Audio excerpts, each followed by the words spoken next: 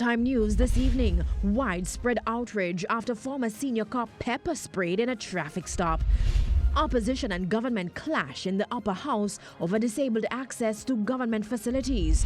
And Western and Central Jamaica pay their respects as the body of former Prime Minister Edward Seaga travels to Montego Bay and St. Anne.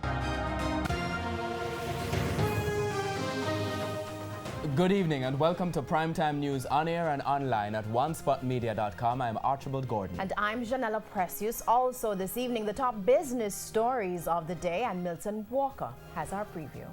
Thanks, Janella. Well, we've seen the construction cranes all over the city, the evidence of what many people are calling a construction boom.